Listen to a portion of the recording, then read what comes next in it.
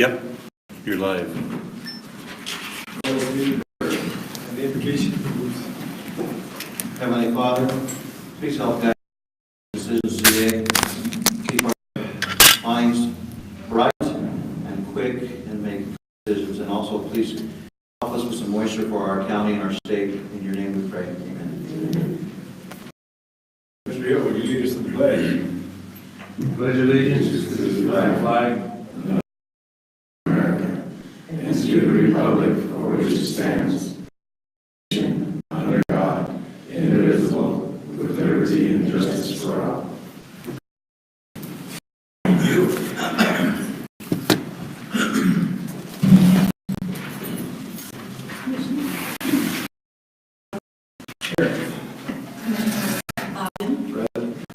Commissioner Mulder. Present. Approve the agenda. Is there any additions, corrections? Yes, we have a recent receipt from last evening from LACBCC. Would you like, she's suggesting that I do have some information about that as well, but the questions that she had, but if you would like to table, we can get H check consideration for the web design. And then Selena had noted another correction on item H and item 8C that on the agenda that should be pulled. 8C. Yes. And 8H. And 8H. Commissioners, one, just to let you know, we have been in receipt. We're going to have to put some rules in about how long people can come and want to get things on the agenda. We were getting them so very late, and as you'll note, some of these came in at 7 last night, and you will hear as we go through the agenda that it's problematic for us. Yeah, I think you make a good point. Maybe it's got to be Tuesday or Wednesday. What works for you all? We were accepting them for when we went to the 40 hours on Thursday, but we get them as late as Friday that here's a license that has to be approved by this time. And so we just simply have to make a note. And I would say later than the morning of Thursday before that Friday when we have to send out the board notices. Like Thursday, we're going to go later. Whatever helps you guys, because if it's cramming too much to get to us, then we don't have a chance to review it. Well, and unfortunately, you'll note that a number of items that we have sent, we don't get the return responses back to be able to get them to you in time. And then what happens is we end up tabling a lot of items, and that in itself takes further time. Dean, are you okay with that? Yeah. I will notify all those who.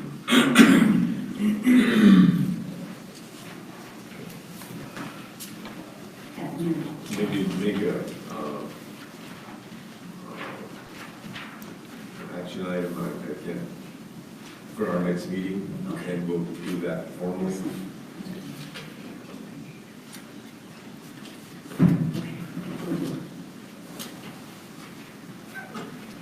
Okay, so we had 8C, we have a question on, and H. C and H are items for removal. H and C, H and C. and E and F. We got A, B, D. That's kind of the way I learned my alphabet, so. Is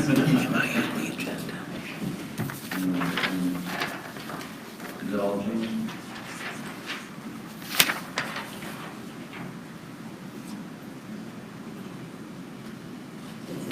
That's it. Okay. A motion to changes to rule 8C and 8H to the agenda. I'll second that. Commissioner Mulder? Yes. Commissioner Lopez? Yes. Commissioner Lyon? Yes. Consideration of minutes, regular meeting minutes of March 6, 2018. Great, you can have that. Okay. I'm good, I got two. Just grab the next one. Thank you. I reviewed them last night, and I didn't see any issues in them. I'll make a motion to approve. I'll second that. Commissioner Walter? Yes. Commissioner Lopez? Yes. Commissioner Lyon? Yes. Reading of correspondence, Commissioner Committee reports. Oh, I'll start with the left side here today. I don't, what's that? I'll start with the left. I don't really have any reports.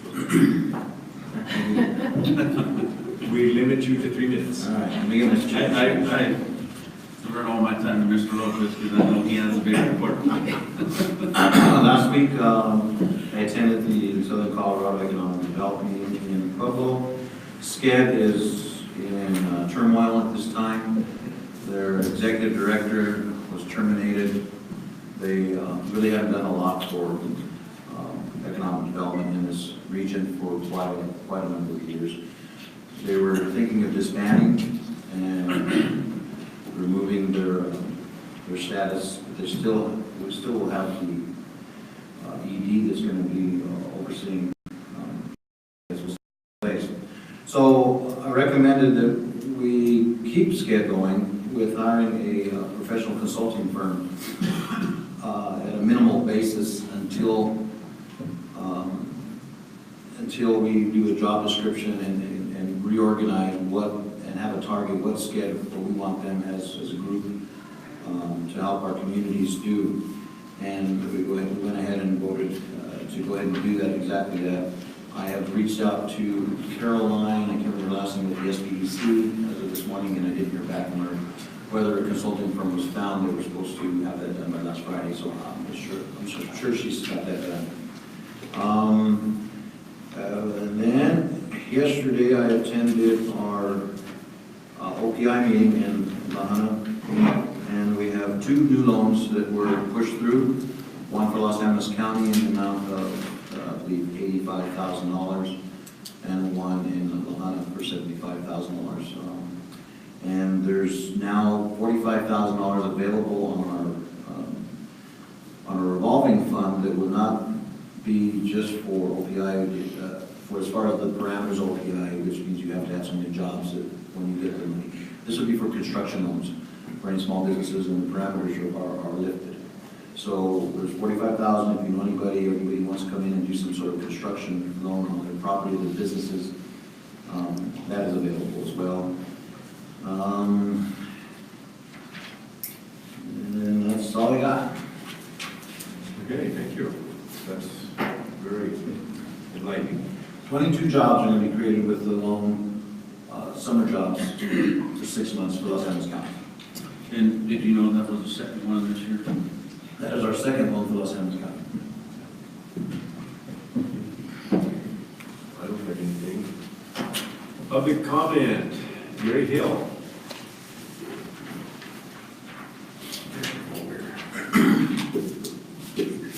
State your name, your age, your occupation. Gary Hill, and if I had my age, I'd have to lie about it. Morning, gentlemen. Good to see you, it's good to be here. I'll try to be quick and brief. My first comment is about maps. A lot of people use GPS maps. There's a lot of, in my country, 2-track roads that are on there as roads, and I've talked to Mr. Dornkamp when I was commissioner about that. We seem to be having even more trouble here lately. I don't think it's anything that we can change. I think it's going to take CCI and the state to put enough pressure on whoever to go back and redo some of that stuff. Saturday, I had people drive right through my yard because 74.2 takes a bend at my house, but there's a road up to a windmill, and then it's a county road. According to the map, it's not. Well, I had a furniture truck a couple of years ago.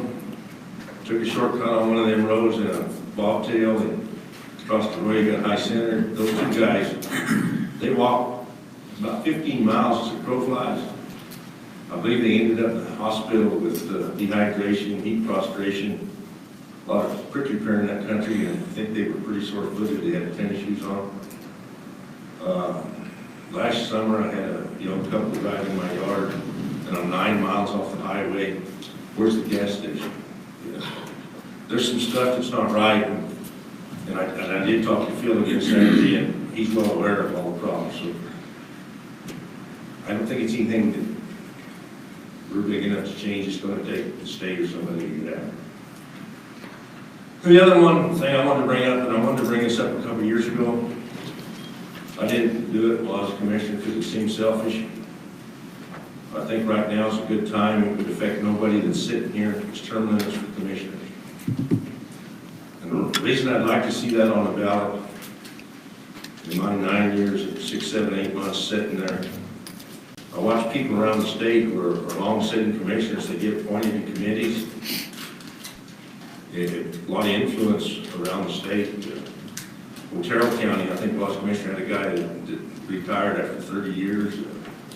They've got one sitting there now, it's probably been 20 years. Most counties got a commissioner that's probably getting close to 20 years. He's on a lot of committees. I know he has the governor's here, even though he's a Republican. It's influence for this county, for us, if we have people get appointed to certain committees. And if you're serving a long time, trust me, the politicians up north are aware that this guy's getting elected every time. So, and we have a really bright, mostly young set of commissioners. So, at best, I don't think it affects anybody sitting here. So it's not a, you know, you're not going after it just to create yourself a job. I mean that seriously. We need bright young people in rural Colorado, especially to lead us and to get appointed to those committees. I sat on CHP for 6, 7 years. Matt's sitting there now. I think even CTSI. And it'd be great if you could stay there. That kind of influence, and it affects counties a lot. So. Anyway, that's a short and sweet of the two things I wanted to bring up. The CCI and get the legislator, somebody to, it's going to cost a little money to erase all those mistakes. But, you can go on your Google right now, maps, and look up 74.2, 4700, that's my address. County road ends, it goes north towards the river. And it goes right through my yard. It forks right there, and it should. So, but a lot of those places around the county. Thank you, sir. And Gary, I appreciate you bringing that up because we got the same situation in our place. There was a county road there before the turn of the century, and it's still on there. I want to comment on that because I was one of those guys yesterday. It's very fitting you brought that to us because I went for a load of hay northwest of Canyon City yesterday. I didn't get home till 11 o'clock. The GPS took me on County Road 69, which is a Jeep trail, and I had a trailer. And anyway, make a long story short, I got my load of hay and was back home by 11 at night, but it took a long time because of the GPS took me down the wrong road. Shortcuts on always short, and my kids had some furniture just delivered the other day from Pueblo, so I mean, they told them people, go to Trinidad. You come down 350. Well, they didn't. They turned the GPS on. They turned to Walsenburg, go down the canyon. They turn on. It's 36 miles of dirt road. It ain't real great. Some of it's Fernando County, some of it's Los Angeles County. That's the kind of stuff when the GPS is here, it's not always right, even though that is a county road. There's so many places you can get off on roads that they're saying are public and they're not. You know, I've had some people get real indignant with me personally. Why have you got a gate here? It's my gate, my road. Well, it's county road. No, it's not. And I'm afraid some old rancher is going to get shot one of these days. I sure wouldn't want that. So, thank you. Thank you, Gary. Thanks, Gary. Yes. Greg's son has also signed a different. Okay. Linda Roberts?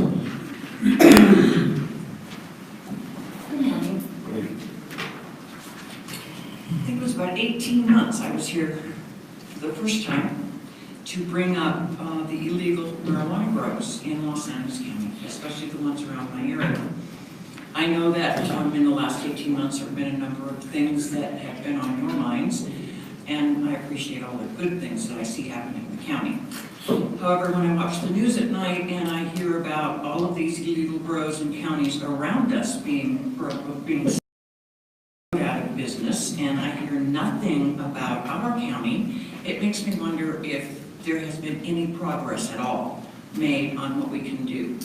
I have two concerned with the continuation of the illegal grows, but I have two additional concerns. As they are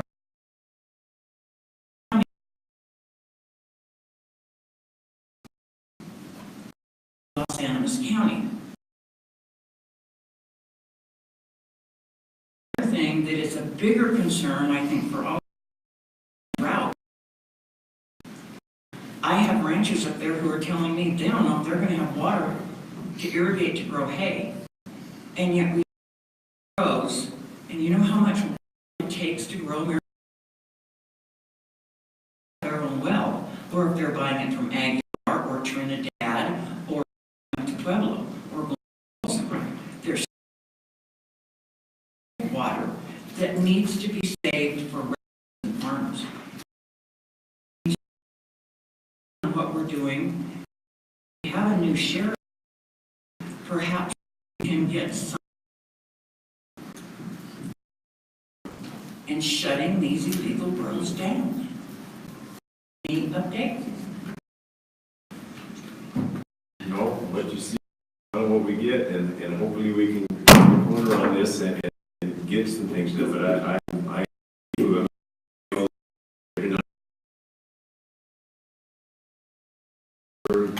Garfield County, yeah, here is just not being. And Linda, I have to see is exactly DEA and the FBI. That's a question I was going to, long he's not in town today, but that was a concern of ours. They brought them all, they did the media blitz on it, and right now, as I know, I don't know if Sheriff Casillas knows of any. If you'd like to address that, Sheriff? Yes.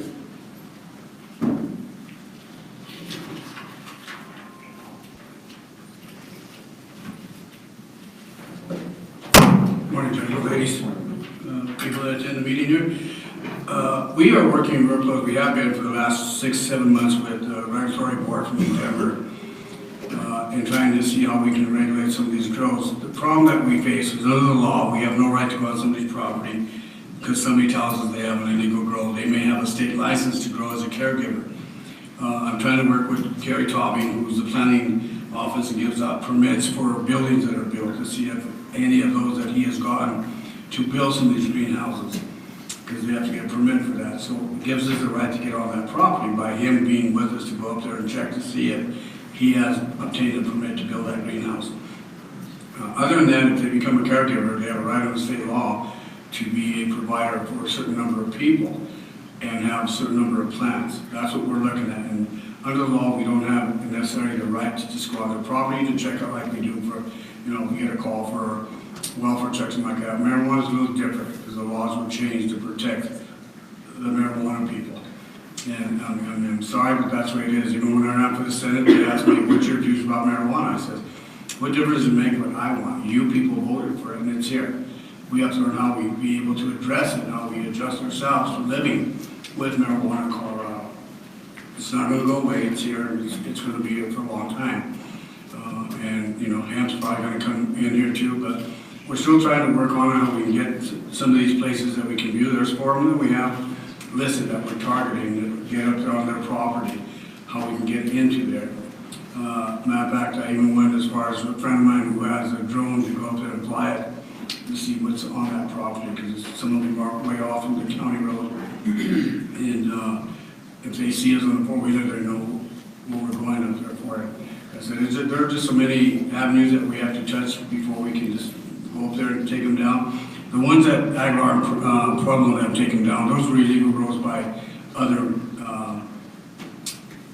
I guess, ethnic groups that they have, there were Cuban and stuff like that, and someone, these aren't by them, these are by people that live here or moved here to grow that weed, and they're hauling their water, and, you know, they can't get the water out of the river, it's federal water, I guess they dam, but they're hauling the water, and I don't know, and I understand with this lady here, that we are in a drought, but it's all about money, if you pay for the water, you're gonna get it, you know what I mean? You can't, I guess, discriminate and say, well, you can't have the water because you're gonna grow your marijuana, or you're gonna grow a garden, or drink it, or bathe in it, so. I mean, there's so many variables, and we're trying to touch all of them to make sure we keep ourselves from being also liable to it.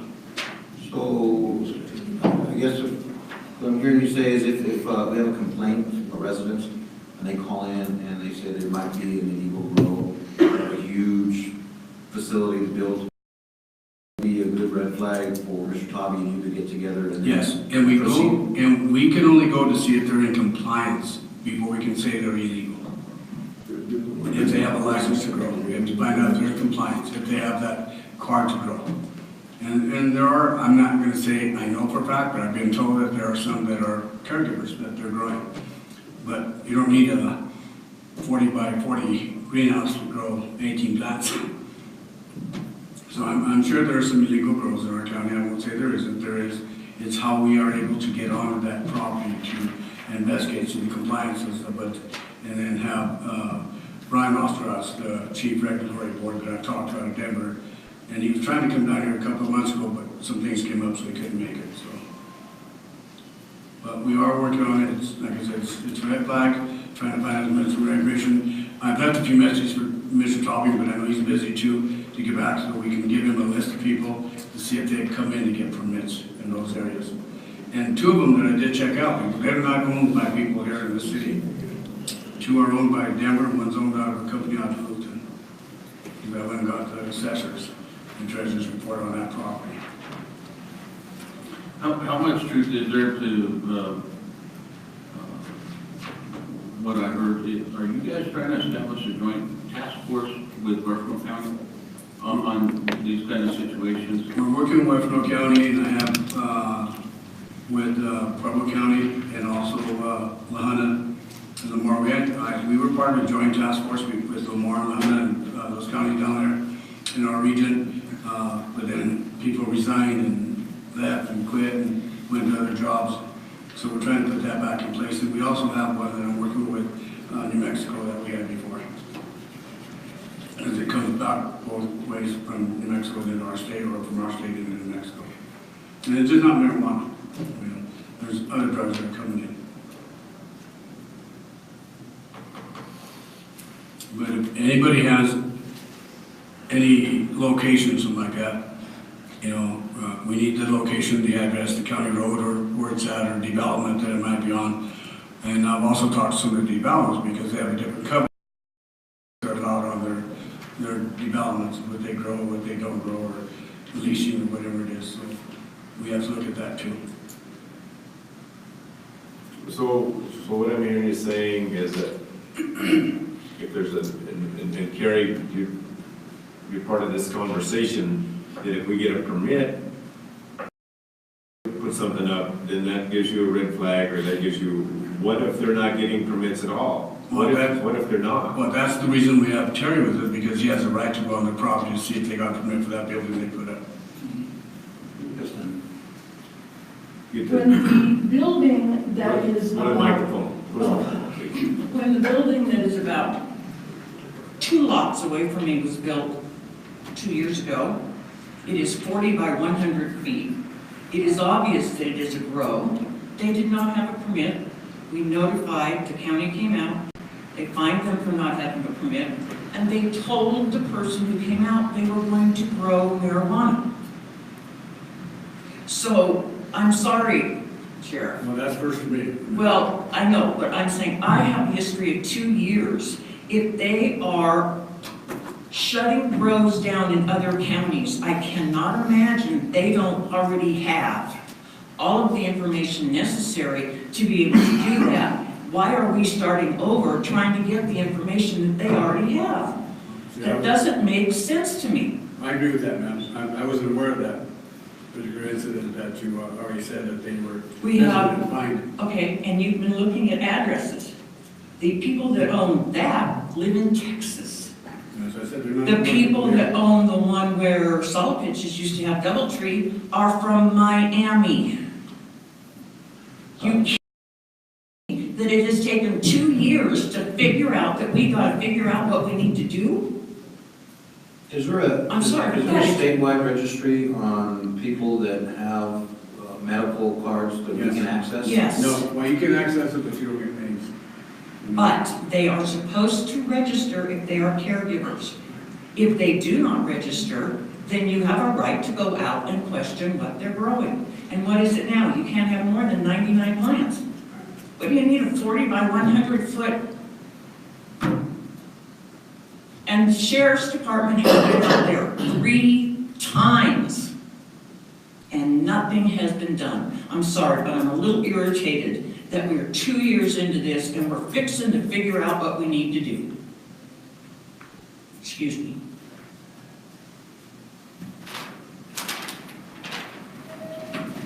Well, I will give Mr. Coffey and I'll bring that one up to him and see who it was that he went out and fined and they told him they were gonna grow marijuana. We were never told about that, but we'll get in touch, Cap, to communications here and see what's going on. Do you know who went out? Mr. No, Conley I'm was- sorry, I don't, I don't because think he was everyone here. was part-time.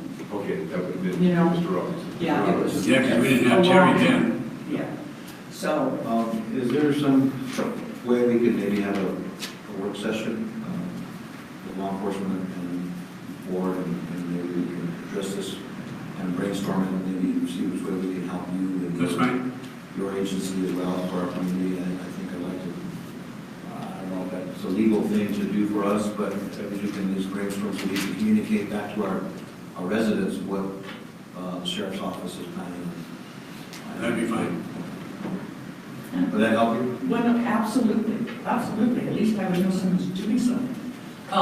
Is there any way that, and I'm thinking of Aguilar in particular, there are 94 residents of Aguilar that live the city limits, and they have been told that if there's a severe water shortage, their water will be turned off.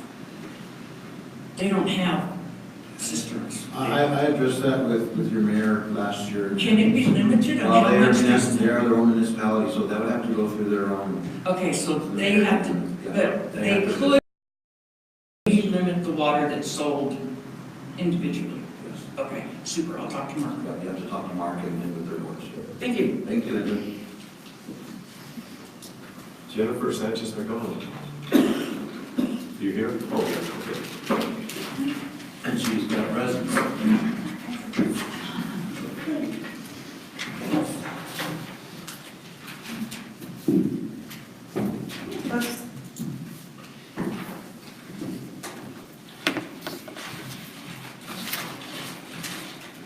Good morning. So as you know, the Hartford and Los Alamos Early Childhood Council creates a seamless early childhood system that improves access to high-quality services and supports young children and their families in the Bi-County region across 3 domains: health and well-being, early learning, family engagement, and support. But this week is Week of the Young Child, a national celebration for the young children. And it is also April awareness for pinwheels for prevention. So, we have, the council would like to give, if possible, some tokens of appreciation for the support for early childhood, as well as invite you to plant a pinwheel garden, either in the courthouse, hopefully where they won't blow away, or within the courthouse building. And it has the, what they're about to on there. The other thing is, as you see in the community, you'll see some orange signs, like down below. We went yesterday and asked for businesses to display these signs as a sign of support for the Week of the Young Child, not only in Trinidad, but also in Luxembourg. So this is going on simultaneously. With this, we're sharing this nationally, statewide, and locally, social media, and with our partners. As you know, Week of the Young Child says that children's opportunities are their responsibilities, and to recommit ourselves to ensuring that each and every child experience the type of early environment at home, in childcare, school, and within the community that will promote early learning to adult success. So I'd like to give you guys these, if that's okay, and then brochures about early childhood. Well, based on what Commissioner Hill said, what is that cutoff for early childhood? Do these two guys qualify? So we all have early childhood in our heart, regardless of the age. And I always love pinwheels because they bring a smile, whether we're old or whether we're young. So I look forward to seeing your pinwheel garden. If you can share it with us, we have a picture. And then I also am leaving you a sign if you would like to display that during the week of the young child. And we just want to say thank you for the support you've done. Thank you for what you do. Yes. Done a lot with it. Promote this in both counties. Thank you. Put that in my front door. Thank you. Jennifer. Good son.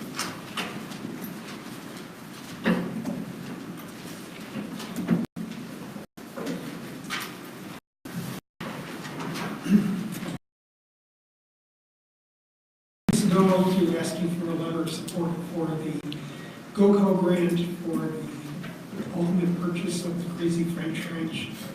And I provided you some information, some talking points, and also a draft letter that the Trust for Public Lands sent me. And I was wondering if you were ready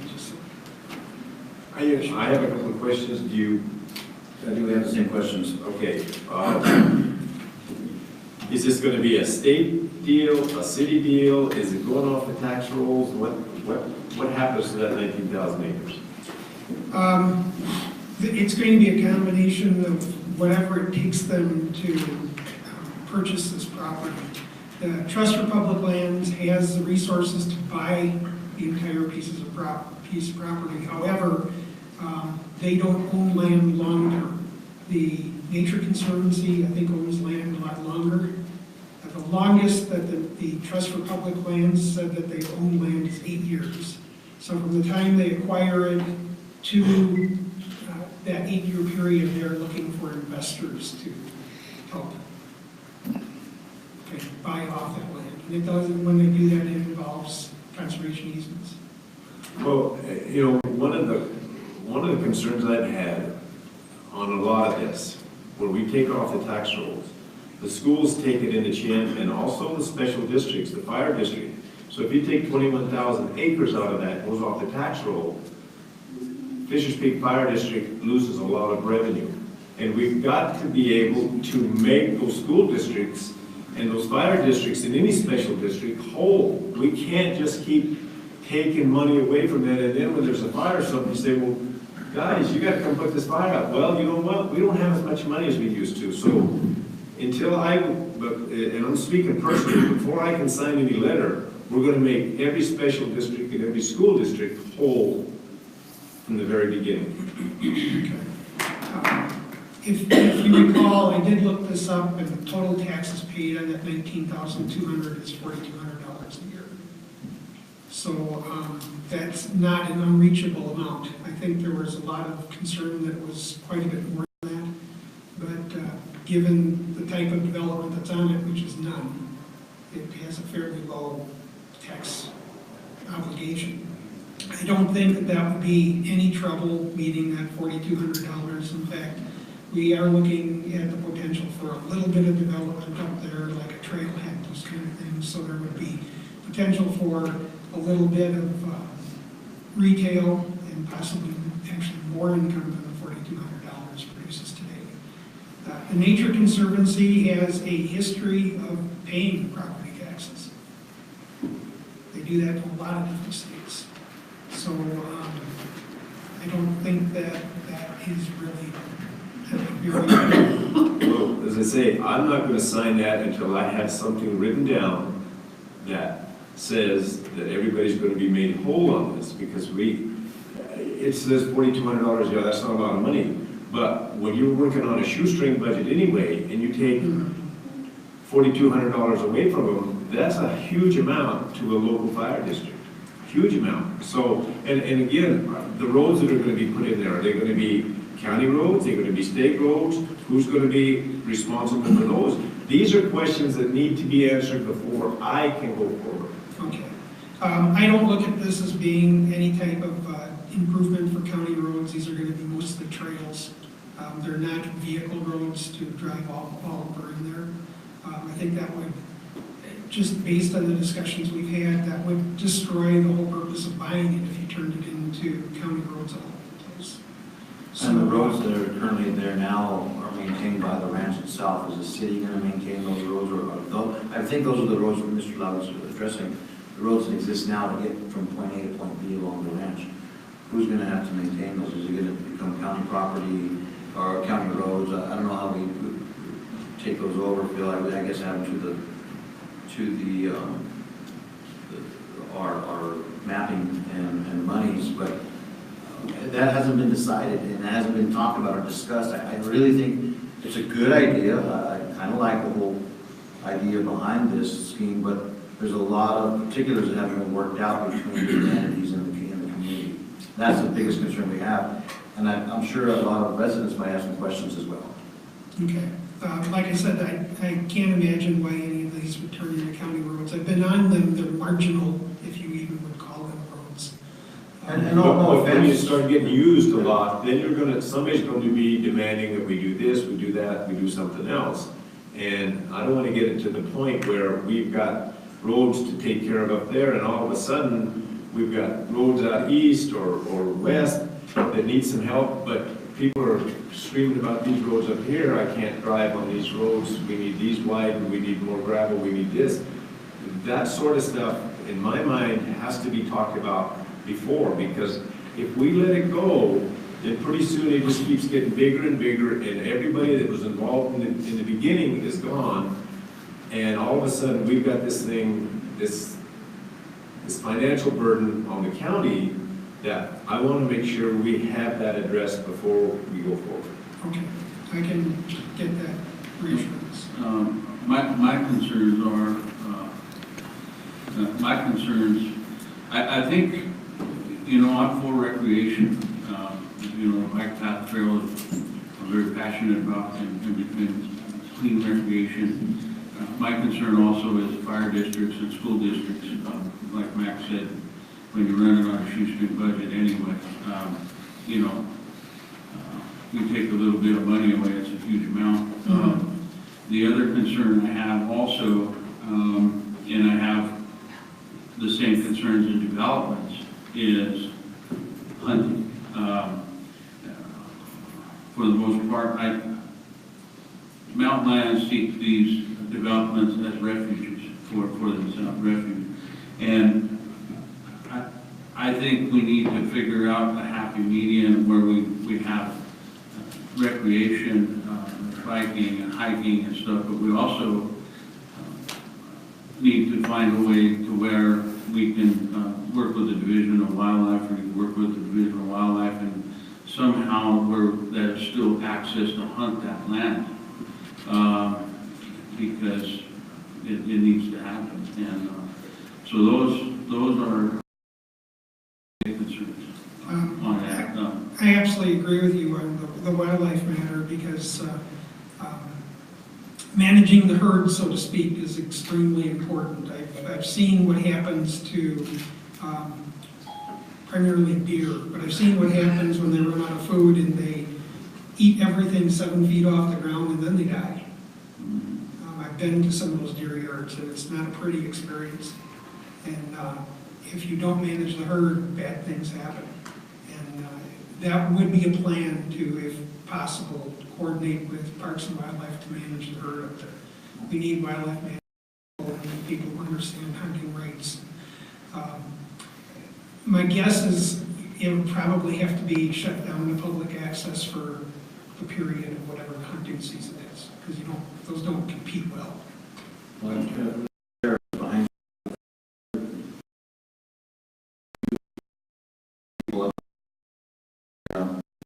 sheriff's department doesn't need to have expenditures.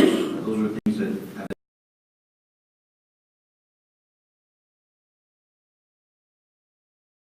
We're far early in the process.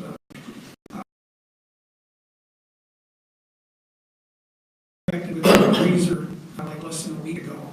So there isn't actually and our work on an agreement on the price.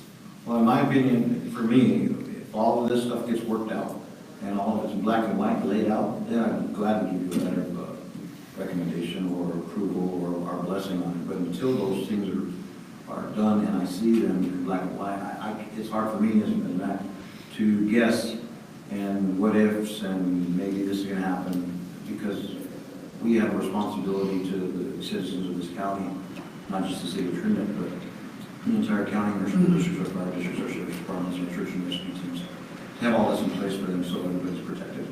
Okay. I think if everything's ironed out, I think it's a good deal. You know, I would hate more than anything to see that mountain cut up. It's our backdrop. It's right here on our logo. But I think with everything ironed out, I think it's a good deal. Okay. That's my And also, you know, because everyone recognizes that today it's private land and people can't get at it. And the hope is that we can let people get at it. So, because there's a lot of people who would like to climb the peak that haven't done it. It's not easy. It's not easy. It's not horrible, but it's not easy. And see, that's the crux of the thing, is it's private property now, so those taxes are coming in. When it becomes public, those taxes go away. I understand that, you know, with the sales tax and that, the city's probably gonna do well on that. But what we're looking at is the county residents and the special districts in there, that they don't get it taken to them while everybody else is singing Kumbaya. At this point, it actually wouldn't help the city from a sales tax standpoint. It would help the county, but they're not in the city limits. The other only question, Mr. Drake, is that because it's sort of land and it's private, will certain laws to be enforced on developments of private property? And as we mentioned, too, also search and rescue. It took me 3 years to get Mrs. Young to become part of Fisher's Fire District, because she wasn't before. We had that fire before. It cost a pretty penny. Pushing the fires out there. You know, who's going to be responsible? Is it going to be state, federal government, or county, city? If there are fires out there, who's going to respond up there? Because then it's no longer going to be a Fisher Creek Fire District. Who's going to respond up there for those fires? That could cause it to be spread or into the city. The Trinidad Fire Chief has said that Fisher's Peak Fire District is probably some of the best trained wildland firefighters we have in this area. Yeah, they're all trained in it, so. But it's, you have to be prepared to respond to some pretty tough conditions. These people know how to do that. Well, it's the money cipher for me is who's going to pay for it. Yeah, that's the problem. They're all very well trained firefighters. It's where the money will come from. And what district, that's the concern we have, because if it falls on our residents and it's not right for them when it's owned by the city or. And take a look at you as far as fires, with the fire fund that the county belongs to, which we're very glad they belong to, because it helps us offset some costs. But if you don't qualify for the threshold, then you don't get any money from the state, resources they need. Take that money away from on their taxes, as Commissioner Allen said, take away from schools and all that. And sometimes trying to buy something that have some tourism, we're agreeing that we need, but we forget to look at the whole picture as a whole. And cut around before we say, yeah, let's get it and start doing this. More information. I also have some logistic questions. Earlier I had asked, at what point would you need the definitive answer on your letter of support? But if you're going for a grant, I'm certain. I'm not sure exactly when the local board will rule in this grant. They did tell me, the Trust for Public Lands told me the other day that they received more letters of support for this project than any other project they've done in Colorado. So it is a pretty well supported project. And the other item is, in terms of the investors that you're securing, and back to the ownership, does it revert to the city of Trinidad, all of it? No, I don't anticipate the city owning really much or any of this. Okay, well, you kind of understand where we're coming from. Okay, All right. thank you. Thanks, Greg. Is there anybody else for public comment? Administration, county administration report? Okay, I'll start with just a matter of time first. Last week, I guess, last week, the weekend before last, that I attended the hemp conference in Littleton. I was primarily interested in state regulations and state rules. I did bring back a great deal of information for you. It was incredible to me to see the number of products that were made from the production of hemp. And one of the other takeaways for me was that there is not enough hemp grows. When I would identify that I was in Los Angeles County, there was always a great interest, and I had people giving me cards saying that they would like to sell their products. And of course, all of this is for the CBD, which has no THC. yes, thank you. And so, and I was told over and over that it's illegal throughout the United States. I saw little tiny homes. I've spoken very briefly with Carrie Chaubey about that for another purpose, but they were making adobes, what we would call adobes, but little bricks and like adobes with magnesium, and when they were referring to the end product was hempcrete. And there's particle board and plastics, but the biggest thing about if folks were interested in any hemp products or the growing, was that throughout the United States, people are looking for good quality hemp. And associated with that, the peripheral companies that come with it are the all of the what I'll call the science of the grow is that the buds have only a short period of time by which they can be tested. They have to be within the parameters, and they have to go through these qualifying scientific people to give them the full load of what's in the product. That's just the hemp, and it's not the other product or the edibles, and they all need these chemical processes to find whether you're going to get cream for your joints, or just cream to soften your skin, or to do the edibles. And they had these caramels, and they offered me a caramel. I was afraid to eat it because I don't know things. But in any case, it was the most delicious caramel. And when I went, I was going to buy some for you guys. And when I decided to do that, I had gone back the next day. And they were in a short little packet of caramels about this long. And they were 5 in a package for $10. So you don't have any caramels, because I wanted to buy more. But in any case, You ate them all? I gave one to somebody. But I would say that the price of all of these products is outrageous at the moment because they're all so new.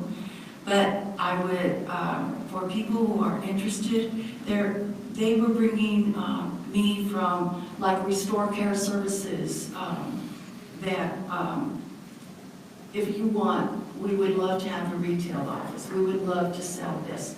And there was just so much, and I have all of the information. So I did get from the state all of the regulations about what a grower has to do, and they have to register with the state.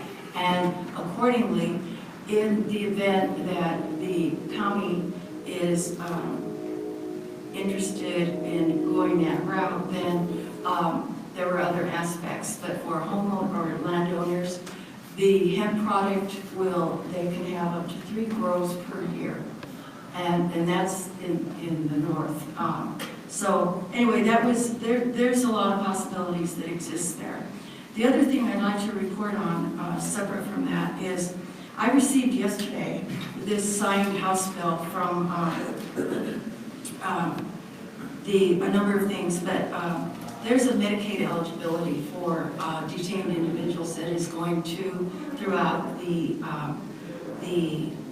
legislation, and part of that is from everyone's involvement with CCI. That one of the other things about working with city and county is we're discovering that while a lot of the people that are being arrested in Trinidad are in the city proper, when they go to jail, then it's the county that has to feed them, the county that has to pay for their medical bills. And over time, I did a little bit of research, and I noted that the sheriff's department used to be that the operations of the sheriff were such that the sheriff operations was higher in budget than the jail. And now the budget for the jail has exceeded that because $98,000 to $100,000 for being able to pay for the medical for these prisoners. And when they go to jail, Medicaid services stop entirely. And then it causes another big thing that in the event that they get out of jail, our Medicaid processes start again, and it costs more money to get them back on the rolls. So this legislation is supporting wants to move forward and see that they would at least be able to keep their status as a approved medical or Medicaid individuals. The other thing, and it went along the lines of what Jennifer McDonald has indicated, in one day I received 3 things for us to post here at the courthouse. One of them is that the Mount San Rafael Hospital Fair is on the 21st, and that's a very good thing for the community. It's a short little see how you're doing. The other one is April is Sexual Assault Awareness Month, and they would like to ask, and this is for the Advocates Against Domestic Assault, they would like to know if you would approve the county workers to wear denim on April 25 in support of this awareness. So they're called Colorado Denim Day. And short of just posting these, I thought I'd bring them to you because we need your input on it. The other one on Advocates Against Domestic Assault is to invite you to a walk in her shoes, and the prize will be awarded to the first male to cross the finish line in heels. And there will be others for most creative shoes and for the largest group of walkers. And so there's... We don't have a dress code in the county, I don't believe, so if we can get some jeans and some heels for Mac. Maybe we can get him out to... The bigger thing what I would like to do is say, okay, would you, if we make some discrimination about what it is that we will post as you come into the courthouse. And my thought is that each of these would probably pass muster based on who the sponsor is. And I would like to just get your blessing on, first of all, to post them. We would put a stamp, an administrative stamp date, and then the date to pull. And so then we could get that posted. Same thing with this sign for being able to place it. So I just need your input on that. I'm fine with that. I don't know whether we've had any policy in one way or another on it, so. Community events, I think we should be part of the community and post the within our county. Okay, very good. And we'll do that. And then we will be taking back, as you said, bringing to a meeting about a stated timeline when we accept it. So I would like to now introduce Ms. Mr. Perry Tubby for our building inspector. He has prepared a quarterly report that I would like him to address.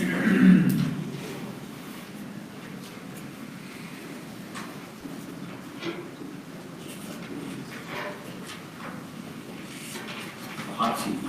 Hi, I'm Kerry. You just better tell the truth. Tom,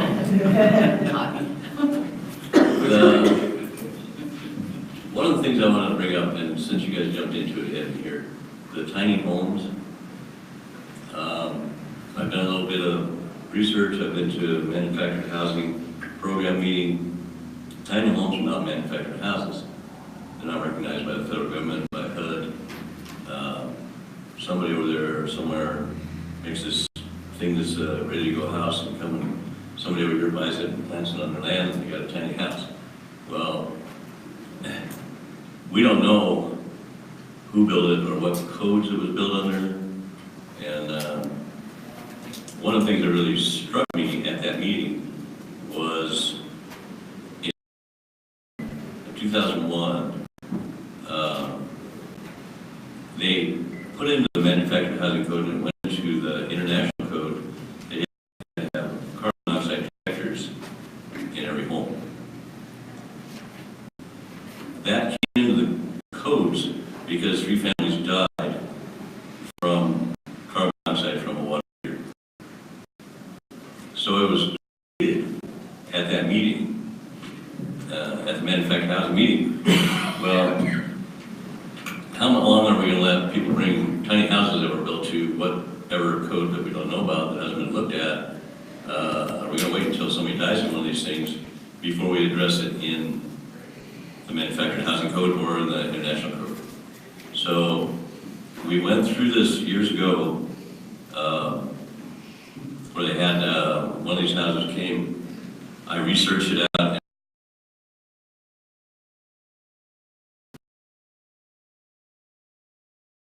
That's kind of where it's at right now, as far as I know. All this talk about tiny homes, as far as I'm concerned, no. One thing, I'm not gonna write a permit for it to be, and then have a CO for it, because we don't know who inspected it and what it is. two things. With regard to the way that it was in hemp, they're saying that hemp takes out a great deal of carbon atmosphere.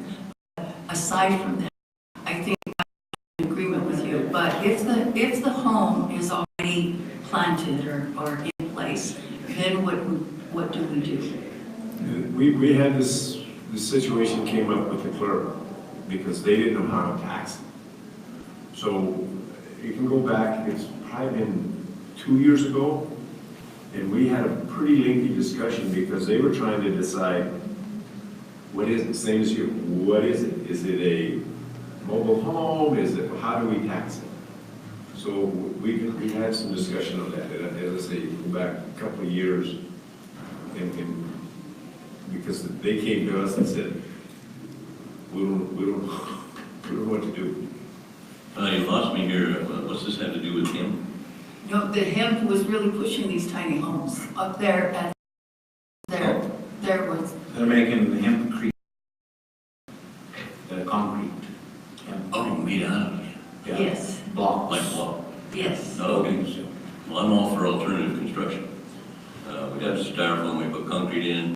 I have a guy in Tree Hill Creek that has it's called an arc block. It's made out of wood chips, and they put Portland with it, and he has these big blocks, and you stack them up, put concrete in them. We have rammed earth, we have adobe. But there's codes for all of them. But there's some sort of codes for all those that you go and inspect and approve or disapprove, correct? Sure, we're still building it to the IRC code. But the tiny houses don't have any code. All right. Now, having said all that, in all of our zones, we have a 600 square minimum as far as house size. I've already jumped out there and talked to some people. I'd like to bring those house sizes down. I got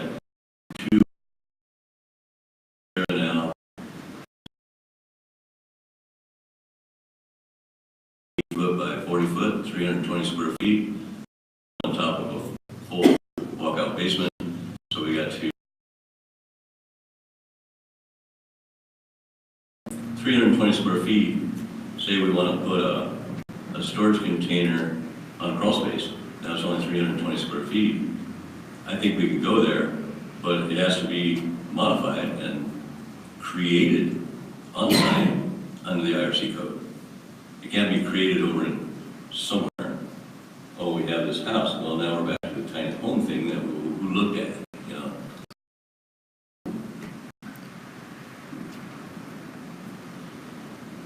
Heading on that path, I would like to bring those numbers down as far as what size house can you build. Well, I want to bring those numbers down because I've already got a guy out in Black Hills, and his brother living in a camper.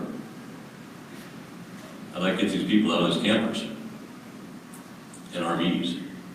We're going back to the RV. Out of just a storage container that they're camping out in. Because I don't want to wait until people die before we address this issue. So if we can bring that, okay, this guy wants to build it was a 16 by 30, 480 square feet. He's gonna have a kitchen and bathroom and a front room. He doesn't want to build it bigger because his brother's a pain in the ass and he doesn't want him to stick around. But that's what the guy said now. So anyway, I probably have already jumped out here with this 480 square foot, and it's gonna get the guy out of the camper. And so, okay, I wanted to bring that up, since you guys kind of touched on the tiny home thing. I made Pete a little quarterly report. She was so excited because it was her first report she ever got. And did you guys get that? They have it? They have it. There you have it, So, okay.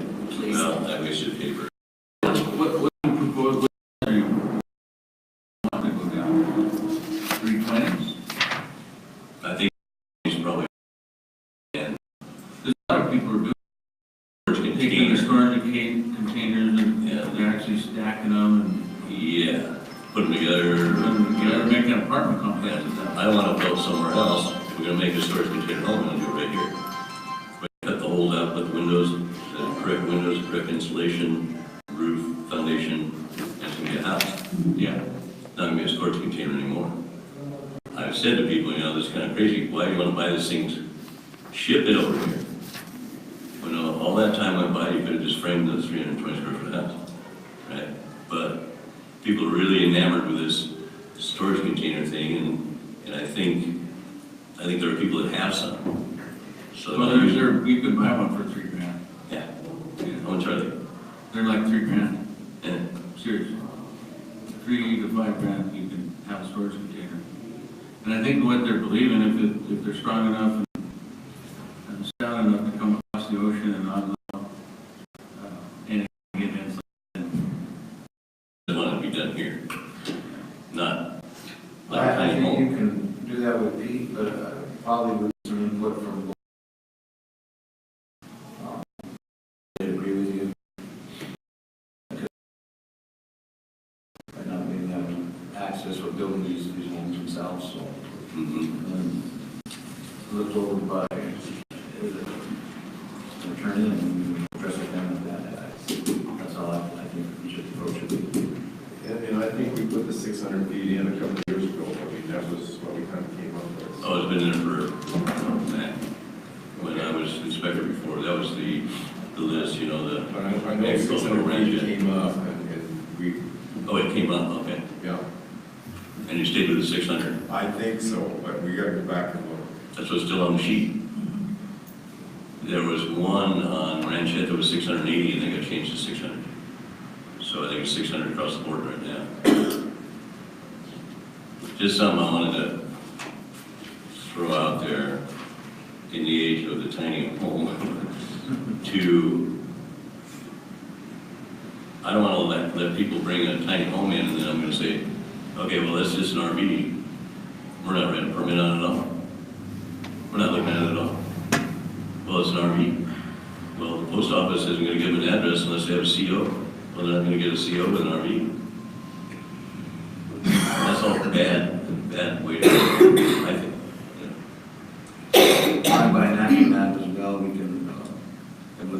report here, collect more fees, revenues.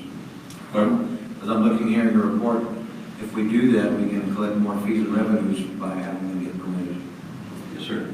And I would like you to go over the report for them. Over the report in what way? Let's see. Yes, just go summarize.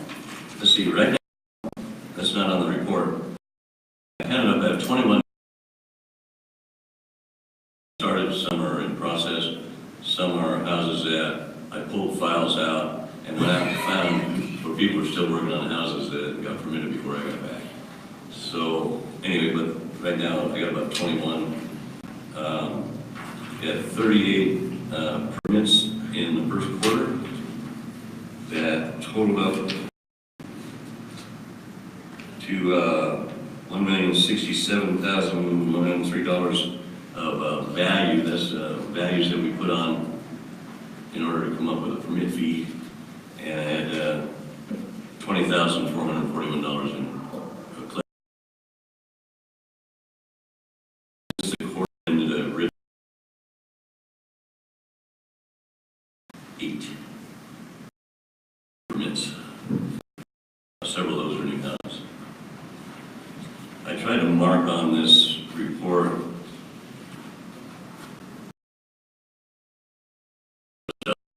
see there, I have garages, I have kind of a movement going on now. They want to put up spray rigid foam on the whole end. Floor slab. They put a living quarters on one end and then they have a garage on the other end.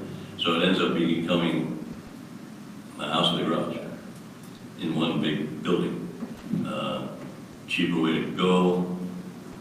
I'm trying to kind of steer people toward ground in your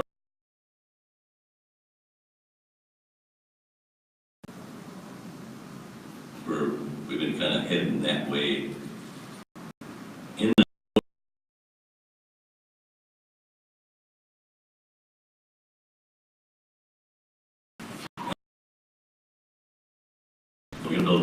they got boards and steel, right? But if they spray this rigid foam on the inside of the whole thing, it becomes something that is like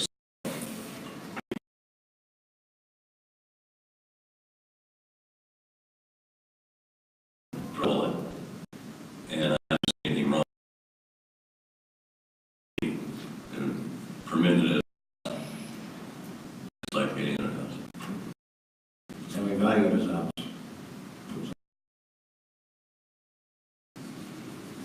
Do I have anything else here? You want to know anything else? Oh, I'm glad to do this. Yes. I just thought it'd be a good idea to quarterly kind of keep track of what. I think Christie totally keeps track in the accounting end of it, but this kind of lets you know what's going on out there building wise, you know. A lot better than previous years. Carrie's Depends right. if possible. I was very happy to receive this report, and I thought we would share it with you. Thank you. Yes, thank you. Yeah, she got all excited about it, said we'd go give this to commissioners. I said, I didn't give you a report, so I'd have to go in front of the commissioners. But it's always good to see you. Good night. Thank you. Later. Thanks, Gary. Thanks.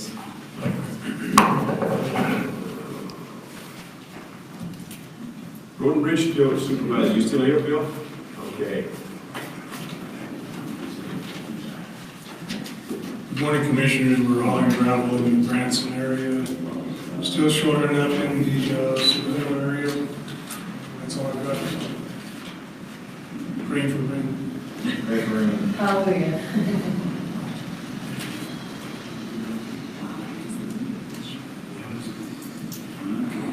Old business, consideration of resolution 18-019, establishing a state street fire ban in Los Angeles County. We have a resolution that Dixie looked at. I had, with the conditions, the items that we had discussed earlier, and I think think that the question still is that it was tabled last time. The real issue is, are you wanting to do a stage 2?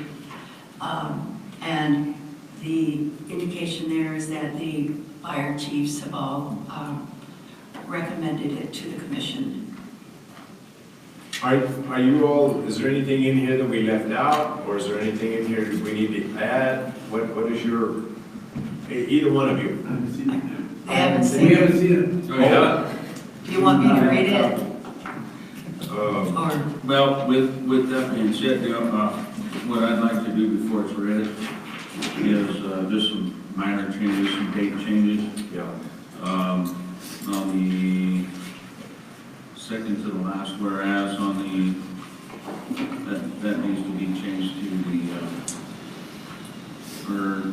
yes, it was. No, that's correct. So on the very end, the 12th needs to be changed to the 17th. Yes, okay, I see. This is the old one. I would like to point out, one of the things that the chiefs had been interested in is that they would have no pile burning that was outside, or, when they do the irrigation or the ditch cleaning. And that is in here. The other thing was the smoking outside.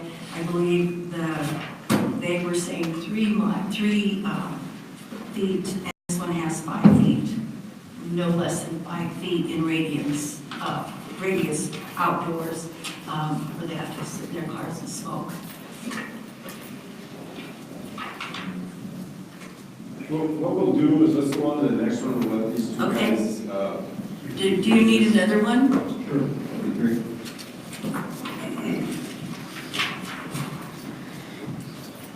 Is that right? You do? Nope. Okay. Good. Consideration of TSJC, ASU Educational Foundation request for Los Angeles County. Commissioners, Christie is not here today. She wanted to indicate that the two things about this request is that it's not a one-year request and consideration of the budget for this 1 year, but that it is running for a series of years that the TSJC Foundation wanted. Ms. DeAngelis did provide some additional information that indicated that the $15,000 cap that had been identified earlier is what will be granted regardless of the size of your donation. So if you donate $2,000 or $3,000, they will meet up to the $15,000 for the match. I've gone back and forth on this, and it's difficult for me to justify this last-minute request when we didn't budget for it previously. But also, it's a good thing for the community, brings a lot of revenue in, I believe, for the college, and the impacts that they're showing here show that the fact sheets that they give us has some good community impact. And the revenues are retained and the monies are spent back in the community. But having a long-term commitment to that, this is government, and we don't know what we're going to have from year to year. And I have a hard time making a long-term commitment to something like that when it's not budgeted for to begin with now. I think if we are able to pass our ballot measure, whatever we decide to do with our leftover revenues coming in from the sales tax now, I would have no problem moving forward with it. But until we know what we're going to have, I have a hard time committing revenues when it's still, this 1 cent was a Band-Aid for us. It wasn't a fix-all. We're still short-staffed. We still have revenue problems with, or expenditure problems. We don't have the money for it. Even though it's not a lot of money, right now on our shoestring budget for me, it's still very important to me that we still diligently spend all of our revenues very carefully. That's just my opinion. I don't know if that's important, but I think if we were to retain more revenues next year with the excess in the sales tax, then I have no problem. And to reiterate, I think you're right, and I have a real hard time committing budget down the road. In fact, I'm not sure we can even do it beyond year to year. So to say that we're going to do this for 5 or 10 years, yeah, we may be able to, but then I leave it with you two young guys. Yeah. Well, we're running into that exact issue right now with SCED. Yeah. We require SCED, and Los Angeles County has not paid their dues for the last 3 years to SCED because the revenues weren't there. So why commit to something we don't have a crystal ball? I mean, sales tax could drop, Walmart could close, and you never know what's going to happen. So I have a hard time committing. Well, I'm a big proponent for this. I think this is a great idea, but with that being said, also with not knowing what our income is going to be next year, if we do put a ballot measure and keep excess funds and that does pass, I think the college needs to come around October when we're doing budget time. And then after the election, if that does pass, then we'll know more, just like we did this year, this last year. But anytime we can make a small investment to bring outside monies into our community is huge. It's a win-win. We're creating jobs and we're creating education. So, but we don't know where we're going to be. So. I could ask Tony and/or the foundation at COSI if there's an opportunity to apply on an annual basis. Say even if it was apply this year for next year, and commit in that manner so that you're not going for future years, because this is a funding mechanism for the state of Colorado. But recognizing that the limitations of some of the counties, they probably are going to run into this with others. Yeah, I think that needs to. Okay. We can't commit to it. Okay. So we say we're sorry. However, if we were able to do it on an annual basis, we would consider looking at it. Okay. Well, what we basically do, if we do it 10 years, is that we have committed 3 commissioners today to something they may not agree with in 7 or 8 years when you young guys are gone. They're getting older, but That, we've committed them to something that they may not be in agreement with. So I have a real hard time saying to the next generation of commissioners that it's kind of like a conservation easement. It's a thing around your neck for the rest of your life. If they can change the wording of that and we can retain some revenue, then we can address it in October, November, when it's the ballot, once the election word. Do you want to make a motion kind of saying all that in a real concise way? Make a motion to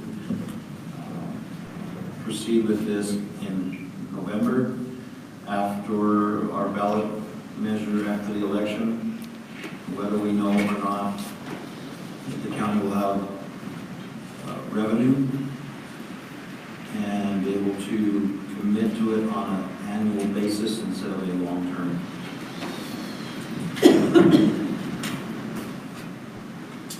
I will second that, hoping that we are going to be able to give them the funds. That was very succinct.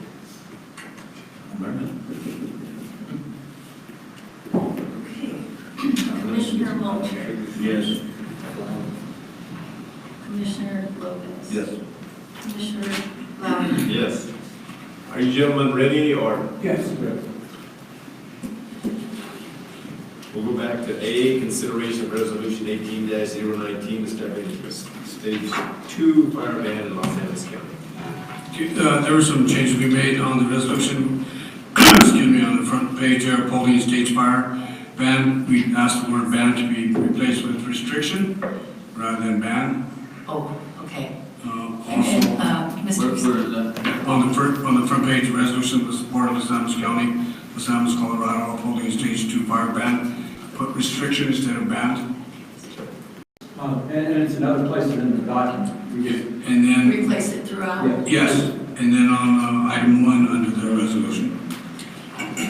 Okay, Oh, you're talking right here. oh, right at fire Fire. top. Yeah, the top part there, and then on item 1, Los Alamos County hereby bans, Los Alamos County restricts. Do what on one? Replace bans with With restrictions. restricts. Same thing, Dean. No, just replace it. I have a question, and I'm going through this. Is 5 gallons enough water? That's another.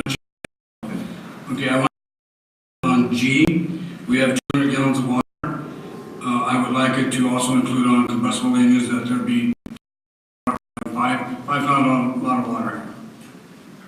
And we drink that every day. That's under C. That would be under C, from the 5 gallons, to change that to, the 200 or 100 even, we'd agree to 100. You have 200 down on G part, for mitigation on any projects that are being done. And then this, what is the new letter? 200. I'm sorry? Where are you wanting to replace from the 5 gallons? What On C, on combustible engines, This third page, or the third line up from the bottom. As dry as it is, I agree with that. It's just 5 gallons isn't it? it's not enough. But can we It's find steam. 200 gallons in your county?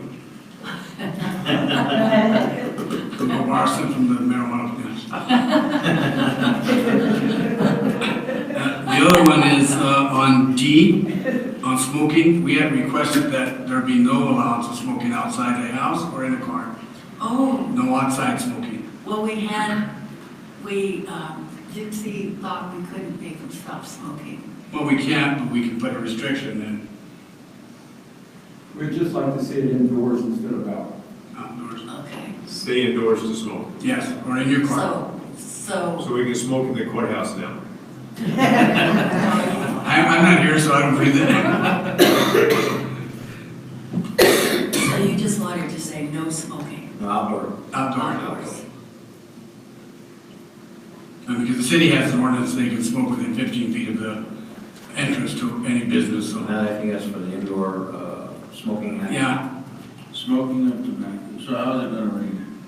I don't have my copy. He does. Smoking He of does. tobacco.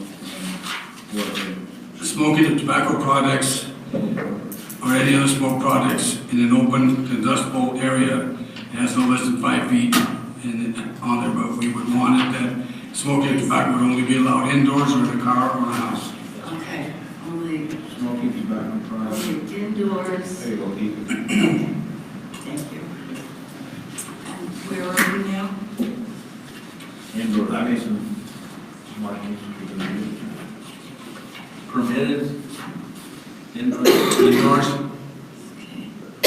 car or house. Even if it's not permitted indoors. Right, that's what I was gonna say. It's at your house. Do it in smoking.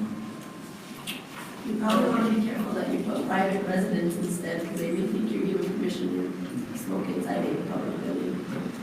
Sorry. I'm sorry? You probably want to put your private residence or a private residence. The way I'm hearing it, it sounds like you can smoke indoors anywhere. Okay, so we need to put the caveat of public, no smoking. Put something about the law still in effect, other than just smoking in your own home or. Right. It does say in conformance with other applicable Yes. laws. including Right. the Clean Air Act. I didn't see those. Yeah, because that has a lot in the Clean Air Act. Yeah. You might say in your private home, in your residence, in your personal residence, personal use.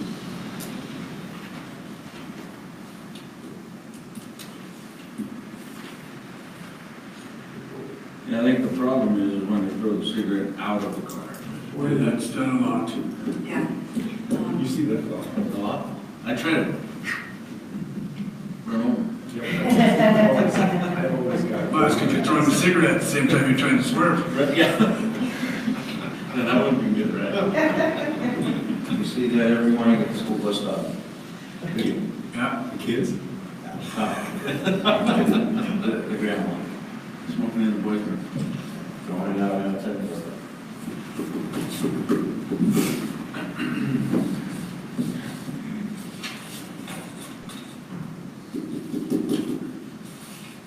And you could see there is a haze outside now. Well, there was a fire in New Mexico, yeah, in Springer, but it's contained, 100% contained. Would you listen to this? No smoking of tobacco products or other smoked products in open, non-combustible areas in conformance with other applicable laws, including the Clean Indoor Air Act. And only indoors on cars or houses, or we could say private residence. Private residence. Yeah, for personal resident, personal vehicle. Personal vehicles.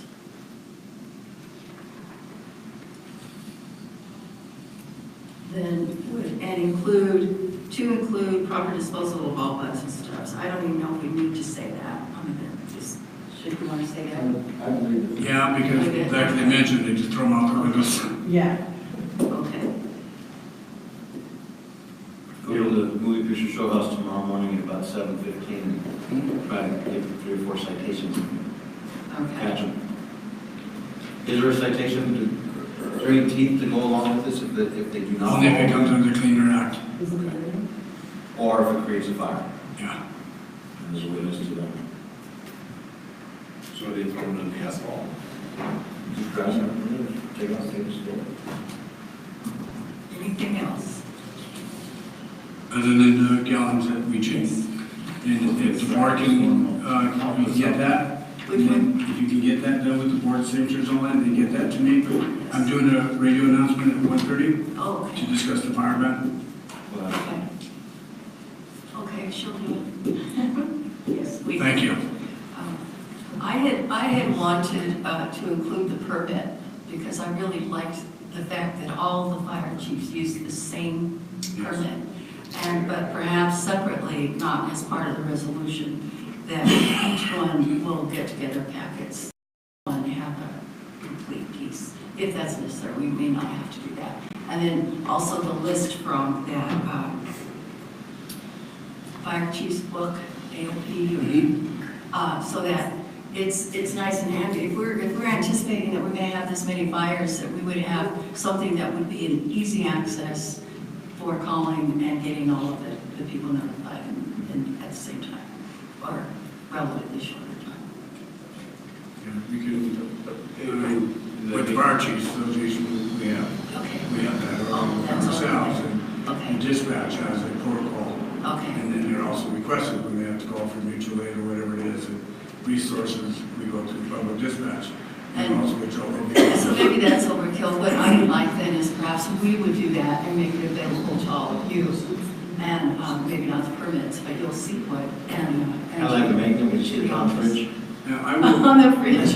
I will forward you all the forms that come when we have a fire at the threshold or the FM. Okay, What has excellent. to be met so you can get funds. I have that on my computer, so I'll just email that to you and then you can get it to the board. Okay, thank you. And I will get this to you. Okay, thank you. Okay. Well, in terms of whenever I want to start a fire, I call my guy, and because if I start the fire and somebody flying up there sees the smoke and I have it recorded, I'm in trouble, so I always call myself.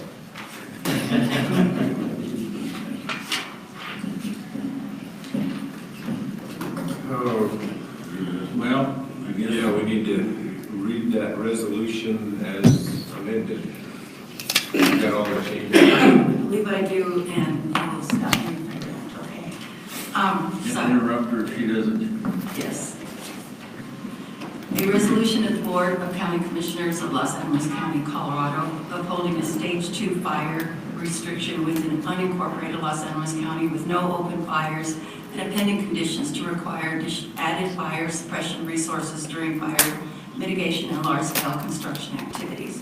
Resolution number 18-019, whereas pursuant to CRS 30-14-401 and 5, The Los Angeles County Board of Commissioners has the general power and authority to control open fires and to establish restrictions that may be necessary to protect the health, safety, and general welfare of the citizens of Los Angeles County.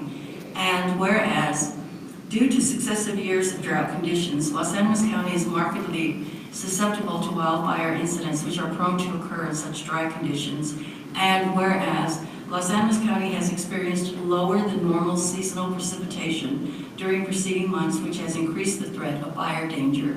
And whereas, the Fire Behavior Research Document of U.S. Forest Service has declared that Los Angeles County exists adjacent to and lies partially within an area presently classified to be as an above normal risk of significant fire potential.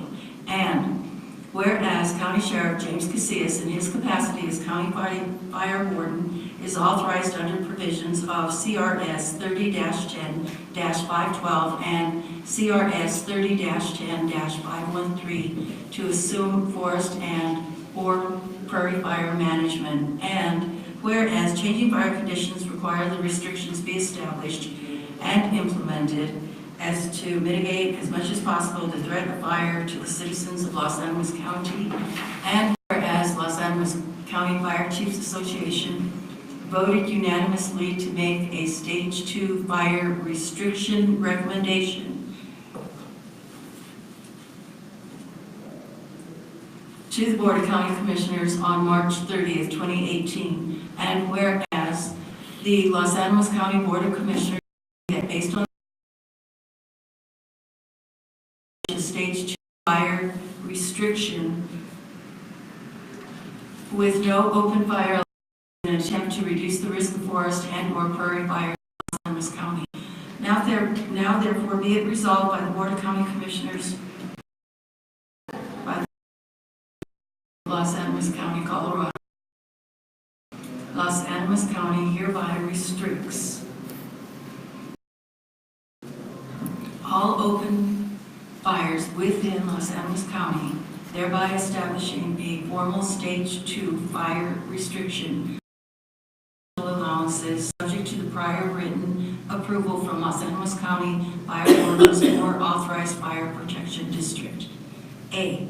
LP gas or liquid fuel stoves and appliances which allow the operator to turn the flame on and off. 2. Fireplaces within an enclosed building which are equipped with adequate spark arresters. 3. Combustion engines, all-terrain vehicles, and/or chainsaws with adequate spark arresters, and all types of welders with a spotter, provided that the operator has with him or her a pressurized chemical fire extinguisher of no less than 5 pounds of capacity, a size 0 or larger round-pointed shovel with an overall length of no less than 36 inches, and a container of water no less than 200 gallons.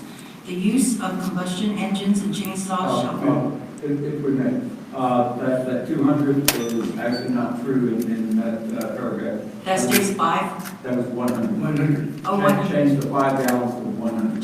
Okay. 100 gallons. Of no less than 100 gallons. The use of combustion engines and chainsaws shall conclude by 4:00 p.m. each day, and the site where such equipment has been used shall be monitored for a minimum of 1 hour following the conclusion of use.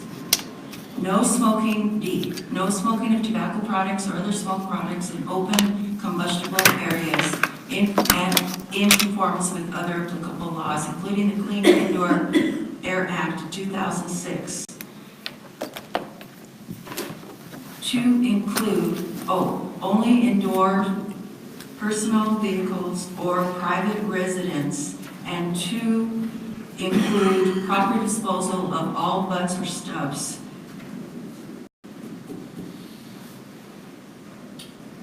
I don't understand. Do we want that no prior approval required or no? If they're going to smoke inside their residence or a vehicle, I mean, they don't need to call us to smoke a cigarette every time. Okay, so that I'll be goes busy, away. as will they. Okay, Now, the stubs, is that, the butts and, what's a stub? What is this? What we're looking for there is we do not want anybody throwing a butt or a stub out a window or the wrong combustible material. If they want to do that in their house, then we'll respond to a house fire. But we do not want to see that outside. So the question is buts inclusive of, meaning we need stubs?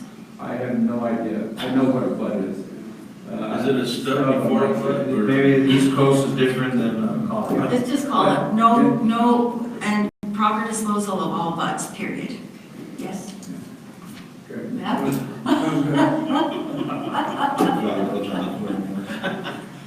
I have a question to you two gentlemen back there. We're working a 10-hour day. We start from 8 to 6. We have to quit at 4 or do we quit at 5 if we're working a 10-hour day? We do not really care. If you guys want to leave the 4 o'clock in there, if you want to quit at 5 or 6, we just want you to remain afterwards. So that we're for sure, there's nothing that's going to kick up from chainsaws or whatever else is happening. And see that I can see that happening and saying, man, we're working 10-hour days and I have to quit at 4. No.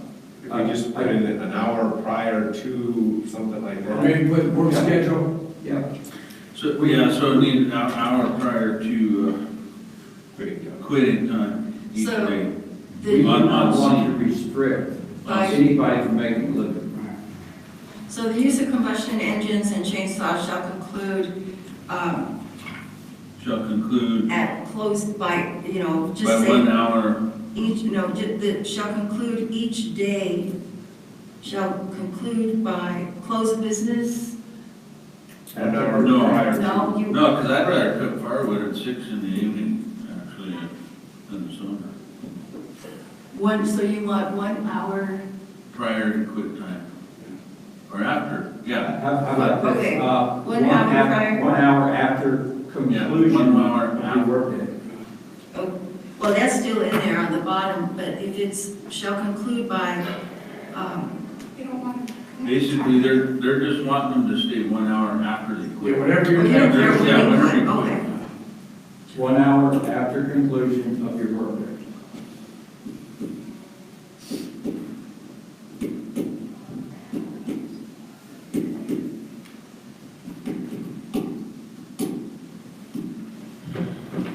So we just move that above. So the use of combustion equipment, engines and chainsaws shall conclude a minimum of 1 hour following conclusion of use at each site.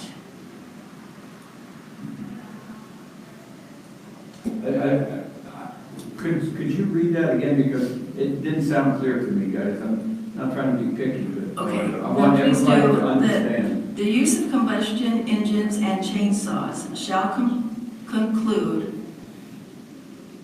a minimum of 1 hour following the conclusion of use at each site where such equipment has been used. Yeah, I think that's more verbiage than you need in there. Maybe something like the conclusion of the workday with the use of blah, blah, blah, remain 1 hour afterwards. I don't know, I think it needs to be cleaned up a little. And I want to make sure welding's in there too. That's Yes, big one. yes. You know, the welding is actually bigger than anything that we're And in my mind, the most important thing there is a spotter. 200 gallons of water, yeah, it's fine, but if you got that spotter, you can get it stopped before Yeah. you need the 200 gallons. So we're not. And while she's writing it up, Sheriff, to me yesterday regarding this. Yeah, I told them as soon as they approved it, I would email it to all of them. It was sent to Joe and also the Comanche residents. I can bury those, everybody's aware of it. It would be good if this went to. It has welding in there. So basically, yeah, Okay. we really don't have to conclude at any time. It just, as long as it's. Okay, this is way much shorter. The use of combustion engines and chainsaws shall conclude before 1 hour of leaving the work site. Have we got welding in there somewhere? It's further down, it's further down. Further I thought we had welding.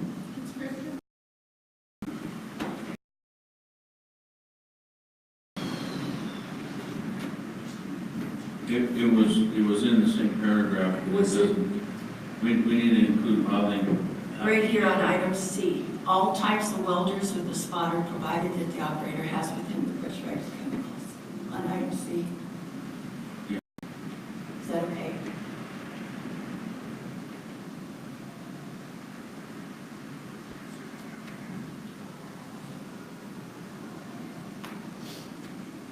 Well, I think we need to include it in where it says the use of combustion engines, chainsaws. When are you on, Dean? It's on C. Okay. We need to include it in what you've been working on now. Oh, I see. No smoking, okay. Yeah, well, you have to use it with budget engines, and chainsaws, slash, put welders on there too. Yeah. We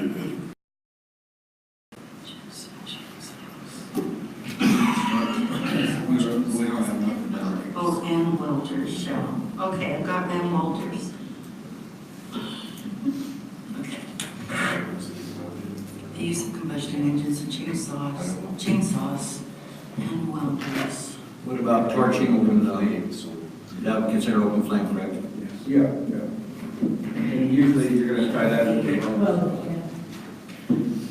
Shall conclude 1 hour before leaving the work site.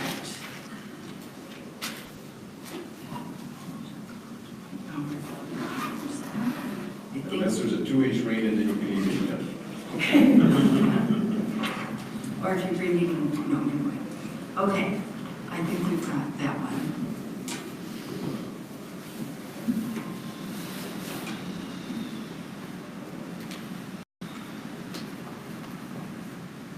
E, burning of vegetative waste is permitted only upon the issuance of valid control burn permit issued by the Los Animas County Fire Warden or authorized fire protection district. F, fire suppression activities undertaken by fire suppression agencies utilizing any or all types of fire controls to mitigate fire dangers and/or combat wildfires as determined prudent and necessary. And G, any large-scale fire mitigation and/or construction-related project or any activity that will require the use of large equipment must have no less than 200 gallons of water available at the project site and arrange for fire suppression through that associated fire protective district, or arrange for an on-site district-approved outside fire suppression source, and in parentheses, private contractor. 2, in addition to open fires, the following items are expressly prohibited. A, campfires, warming fires, and charcoal fires, whether or not contained within fire pits or rings. B, pile burning of material in conjunction with irrigation, ditch cleaning, and C, exploding targets. 3, the use of cracker shells and screamers provided by the Department of Wildlife, DOW, for use on irrigated land is allowed with prior approval from Los Animas County Fire Warden or authorized fire protection district. 4, all prior approvals shall be in writing and obtained from Los Animas County Fire Warden or authorized fire protection district. Motion made and seconded and an affirmative vote, the resolution was adopted this 17th day of April. If I may, guys, real quick, I'm not too picky on the DOW for parks and wildlife. I prefer when they were separate, but that's another subject matter. But the proper term there is parks and wildlife. Okay? Okay, It would be the CPW, So- parks and wildlife.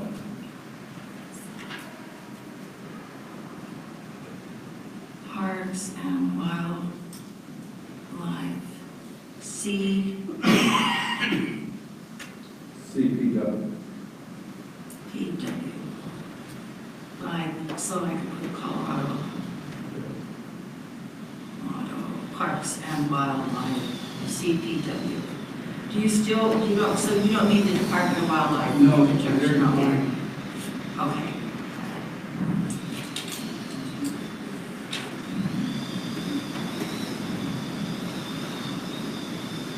Anything else? No. By order of the Board of County Commissioners of Los Animas County,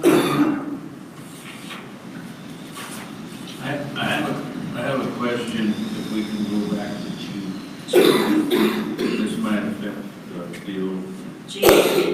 Okay, it says any large-scale fire mitigation and construction-related project or any activity that will require the use of large equipment must have no less than 200 gallons. Are we talking large, heavy equipment? Is that what we're talking about? Yes, yes. That would involve purgatory valleys construction, or any other contractor using red iron. Basically. I'm sorry, I think that, I think that, in my opinion, for the heavy equipment is the sparks. If you're using a dozer, on the grader, sparks off rocks and just have them. Can I chime in? Yes, sir. So are we gonna have to have a water truck with every motor grader? Yeah, that's one of the questions I have is this so then, although it's the driver not doing a whole lot of grading anyway, but there's an opportunity to have 12, 13 graders out at one time, especially if we do get some moisture. As I mentioned, a meeting or so ago, we've got 4 water trucks and 3 of them are still down, although it's looking positive for 2 of them. So do we lay roads or do we not? And in addition to that, at our gravel pits, I had every intent of taking our dozer out tomorrow to test it because it has been worked on to try, it's been overheating, long story, to try and test it. Then do I have to have a water truck or at a gravel pit, or at any gravel pit we're working? If so, I've got gravel being hauled out of the Branson pit, I need to have a water truck there. If I've got one at the pit, that means I've got to have another one, excuse me, out with the grader spreading the gravel. It's gonna hamstring you. It's going to shut operations down, commissioners. Well, That, or we need to rent water trucks and things to use. Or I have a 300-gallon dual tank that fits right in my pickup. Do we have any revenues to possibly pick up a few 200-gallon tanks and just have them in the back of work trucks? Would that be possible? That's fine. The thing of it is that somebody needs to be behind them because they're not pulling that truck with them, and they could be a half, 3/4 of a mile down the road when that fire starts, and then. That's what I was, I just see this as kind of just not realistic. I mean, I know the intent is good, but it's not feasible. well, it's not with our current budget. And I can see that with other contractors too. Gravel producers east of town, west of town, and just, it's one thing to be, have a water truck on site like in a gravel pit, because if something goes awry, it's not far to get the water truck and extinguish a fire, although there shouldn't be a whole lot of vegetation inside the pit itself because it's bare earth. But out on a roadway,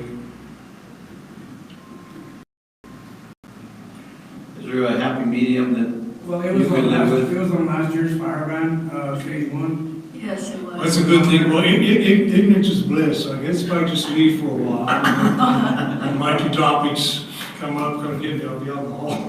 Well, you know, it was indeed on the last one, and my thought is that likely, for the stage 1, it didn't involve so many people, and that's why it's now coming up. But a lot of it's common sense too. Yeah. We are aware you can't have a water tender everywhere, but it's going to be common sense when you're going to be doing testing, you know, it's going to be on the road, but if you're in a place where there's a lot of sparks like that, and there's some fuel out there, you know, some common sense has to do. It's been in there for the last. Well, as I said, ignorance is bliss. As long as I'm not sent a copy of this stuff, Or I suspect, now I'm aware. It's been there for a long time, I'm sure. Can we work on one of these? I suspect that this is for people other than the county road and bridge that are For aware. contractors as well. If permissible, It's for private contractor. if permissible, can we word it to use extreme caution while working with heavy equipment instead of prohibiting it? Okay, That works for us. okay. And it wouldn't hurt to have a spotter out there, but that's up to you guys. You know, we make recommendations to you, as you well know, it's up to you guys to decide what you want to use, and realize we enjoy fighting fire. Would that help for contractors and for Well, it is- just using extreme caution instead of prohibiting it, changing the words to say. Well, it's not prohibiting it, then. No, it doesn't, but it says It's all. prohibiting the next lease things out here. It also is referencing any large-scale fire mitigation and construction-related project. Yeah, it's not. If it was that way in stage one. And that fire mitigation, that would under the chainsaw. You know, because if we're doing mitigation, we're using chainsaws, chippers, things like that. Okay. Yeah. Well, you do have a bit of advantage if you're using heavy equipment, that if you do start a fire, you've got something to Put it out pretty fast. Yeah, as long One scoop. The problem is it lies, and I'm a little bit experienced in this. Of course, luckily we've never started a fire before in the past, but oh, you shouldn't have said that. Now you will. I did it several times. But sparks do fly off of the equipment and stuff, and you have to use extreme caution. You don't see the sparks during the day, but at night you can see them. Just like chainsaw, most of your sparks actually come from hitting a rock. There's nail. Yeah, or a nail in the tree. But yeah, so I also would like to thank Gil Ramirez with the city water department for, he brought this to my attention, had him call sheriff, it's been, a couple months, a month and a half ago, I think. But he showed great concern for our watershed. So I would really like to thank him for bringing this forward, trying to be proactive instead of reactive. So, Okay. We go back to the Ayala fire, the stone wall there, they got close to the water treatment plant there. Okay, I have one last offering, okay?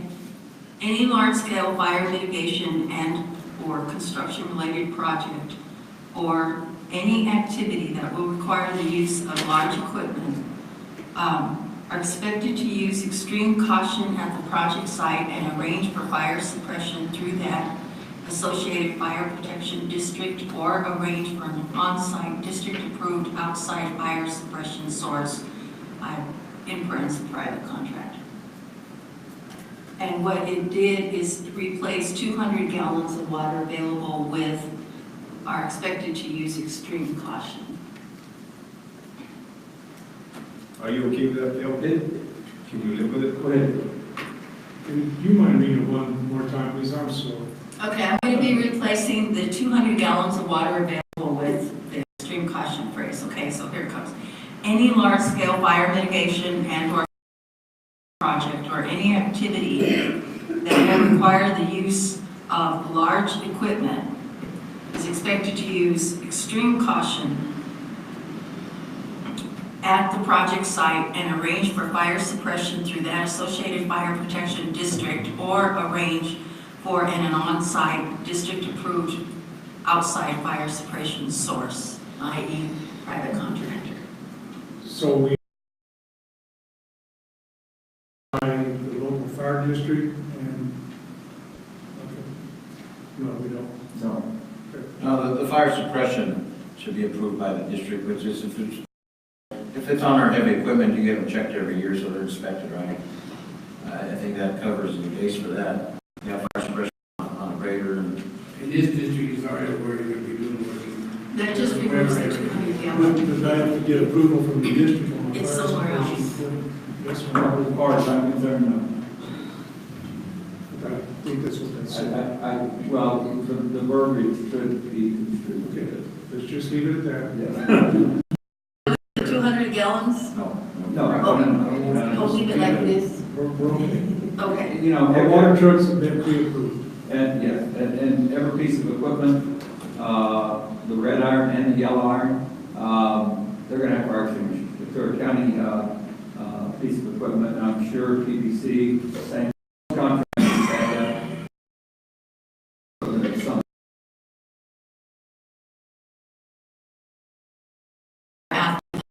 Then to be looking. Okay, everybody good? Well, I'll make a motion to approve We changes. resolution number 18-019 with all the changes. Second. Hang on one sec.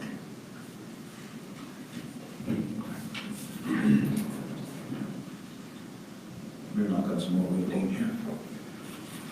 We're not got some more waiting.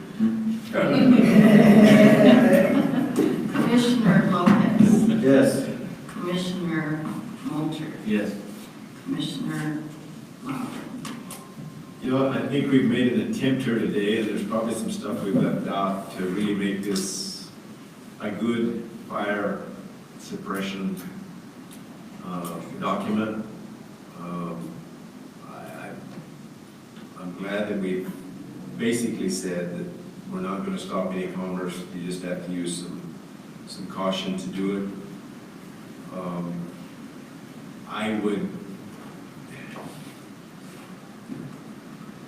I hate to vote yes because I would really like to see all the verbiage written out before I vote yes, but Commissioner, we don't have a problem. If you want, maybe have them put it together, get it to you separately so you can review it before you leave the courthouse for your meeting here and approve it. I can call KCRT and tell them that I'll do the announcement tomorrow morning. So this way we make sure we have all the wordings and everybody's agreeable. and I feel better that way because Well, we had so many changes. Yeah. I mean, you're trying to think which one changed and which one did. So I agree with you, that's fine. Okay. But we are voting yes with the changes. Yes, but I understand. But we may have to make some more changes. Just tweak. Yeah. If I would, if I could, just don't wait another 2 weeks. No, we don't need You to. know, because it's of the essence, guys. Yes. We are super great. We will get out of here. Yes. I'll vote yes based on the review this afternoon. Excellent. And we will receive a copy of that document. The fire, state fire, send it to the public dispatch. And, you know, I like to thank you guys and fire chief, all the other fire chiefs and for all the time that they're taking and for what they're doing. And just, I don't think the public realizes how dry it is, you know. Unless you're out there every day in it, you really don't realize how dry it is. It's dry. And we are truly drier. The conditions are better for fire than they were in 2002 at this same time. I mean, that should be a big deal for anybody that was around in 2002. Okay, well, we've reached our limit, so we're done with this meeting. Excellent. We are too. Thank you. Thank you. Thanks, guys.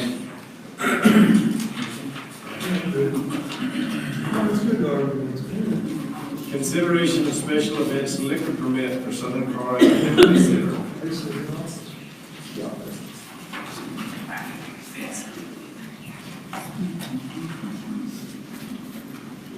Okay.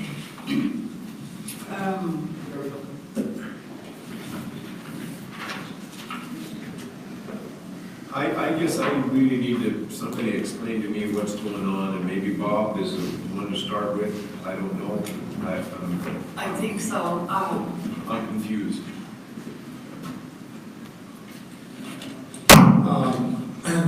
I was informed on Friday last week that there was an event going on at the old Valcom building, which is where Toyota used to be.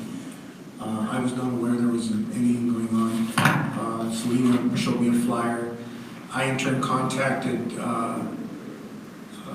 Ms. Mock about what was going on. We informed her she needed to get a temporary use permit.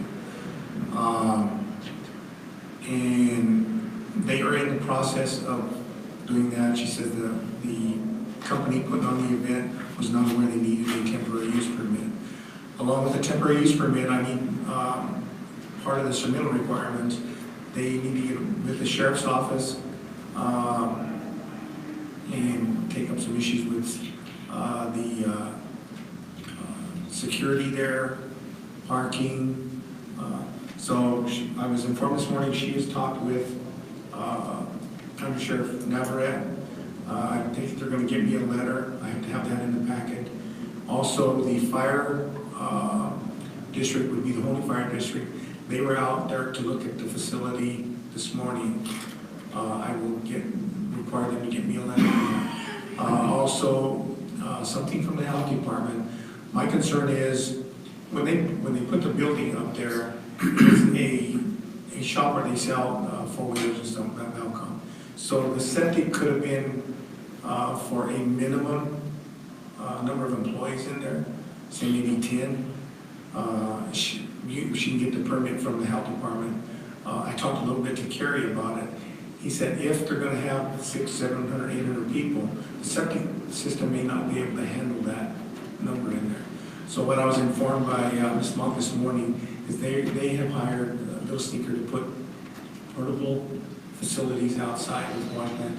And because the inside, I think she said, was set up for handicap, so the inside is just going to be strictly for the people in there, vendors. I also informed her that,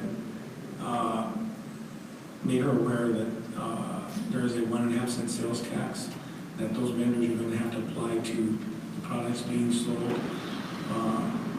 It's not a marijuana gathering to sell. But as of right now, she's in the process.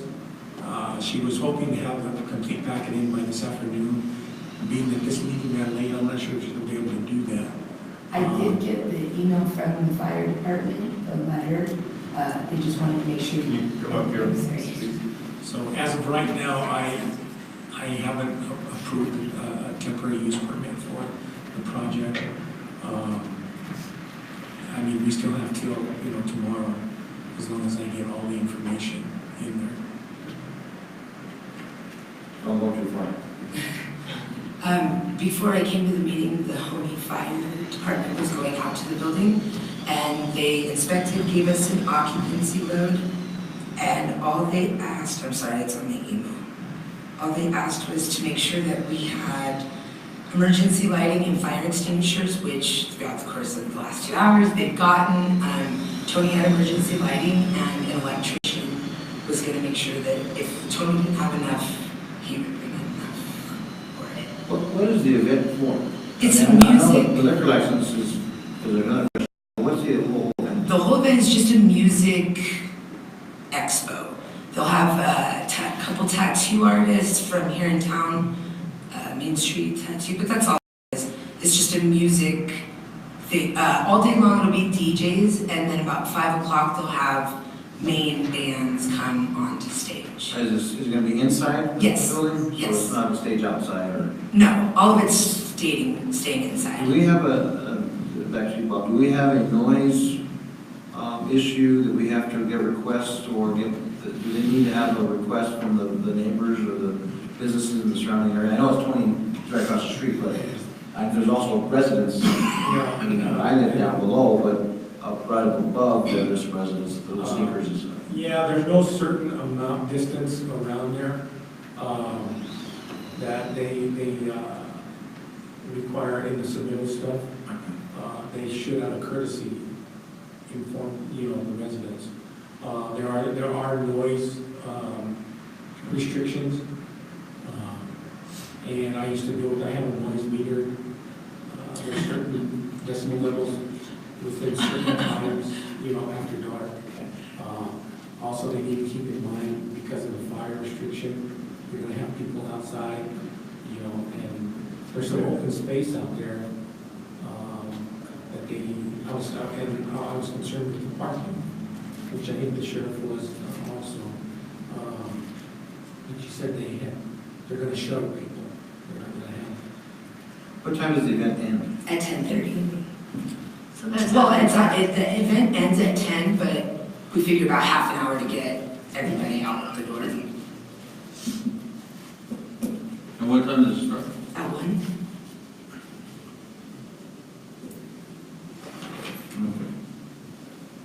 And I have another question. You are Chelsea Monk, Yes. correct? The liquor license application, are you also Chelsea, I can't say it. Kalahumehe. Yes, that is me as well. Okay, so, your license is one thing, you're just the event manager, you're not the official license. But the check that came from was from your personal check to the Department of Revenue.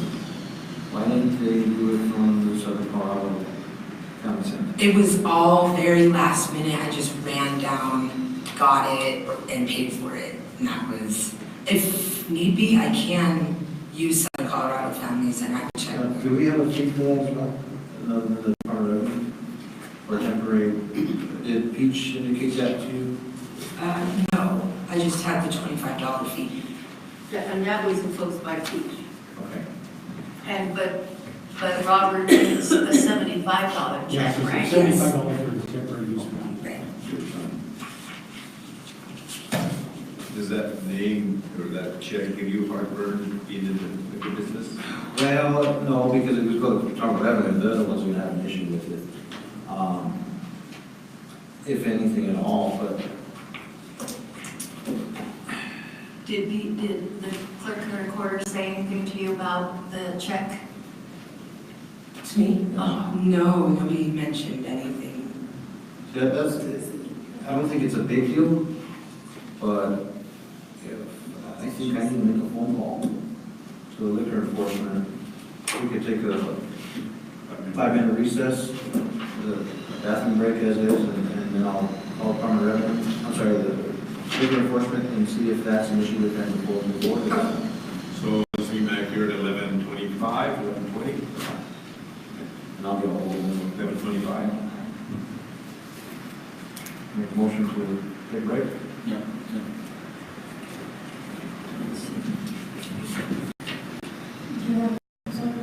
Thank you. You've got to just, I don't. That way we don't get any phone calls. I have a check from Southern Colorado, it just runs 2 Well, weeks. sorry. Yeah, that's what I thought. This is funded.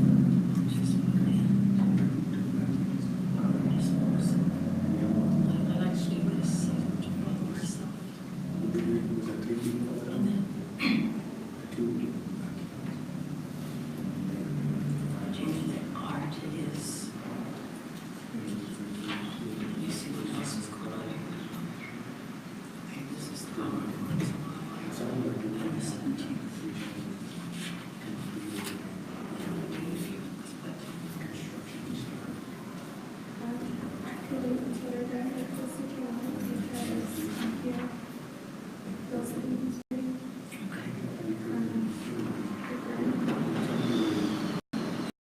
see, we know that Matt has to sign it in a week.